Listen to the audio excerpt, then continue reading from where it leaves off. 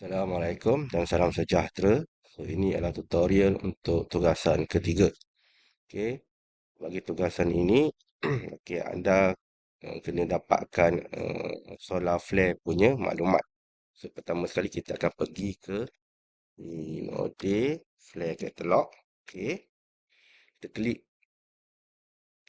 dan dia akan bawa kita ke Hinode Flare Catalog. So, ini adalah senarai solar flare yang berlaku lah. Okey, jadi kita kena pilih pada tahun 2024. Okey, kita tarik 2024, maka dia akan filter lah. Dia akan list yang berlaku pada 2024 sahaja. Okey, untuk tugasan ini, kamu boleh pilih sama ada M class ataupun X class. Okey, so kalau X class, ia adalah solar flare yang paling kuat, yang sangat kuat. Kalau M class, dia sederhana kuat. Kalau C, dia sederhana. So, untuk tugasan ini, cuma pilih sama ada M class ataupun X class. Untuk contoh, saya pilih event yang berlaku pada 26 Disember lah. Bermula jam 2.52 UT, peak 315 dan the end 325. Dan kekuatan dia adalah M7.3. Okey, M7.3.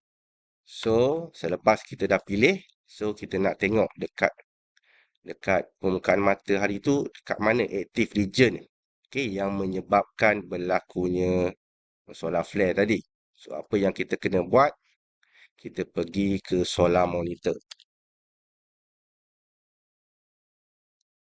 Okey, so kita klik ke solar monitor.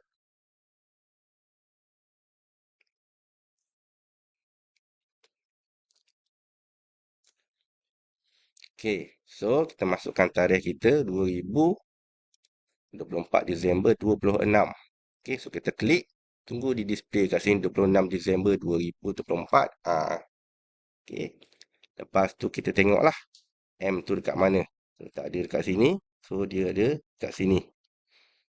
Okey, M7.3. Okey, 252. Okey, so kita klik kat sini.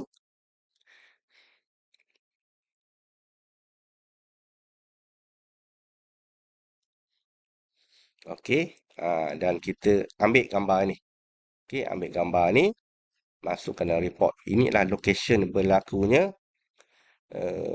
apa ni, location bagi active region yang menyebabkan solar flare yang kita pilih tadi. Okey, so dia bagi maklumat di kat sini. M7.3, okey, pukul berapa, stop, peak bila. Okey, so dia akan maklumat dia hampir sama dengan Hinode Flare Catalog lah. Okey, so katakan kamu pilih satu flare. Okey, kamu pilih satu flare dan dia tak ada dekat sini. Okey, maka kamu pilih flare yang lain. Atau kamu ambil terus dekat sini. Okey, boleh. Okey, tak ada masalah. Okey, so bagi yang ini, case ini M7.3 ni, so kita tahu dia berlaku sekitar kat sini lah. Okey, 200, 300, 350. Okey, dia punya paksi menegak ini 350. So ini negatif 800. So dekat sini lebih kurang.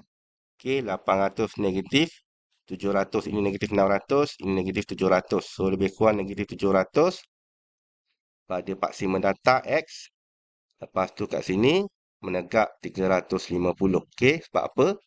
Sebab kita perlu maklumat ni sebab kita nak tahu dekat helio viewer dekat manakah active region tersebut. Sebab kita kena zoom pada active region tersebut untuk kita dapatkan EUV, extreme ultraviolet punya image. Okey,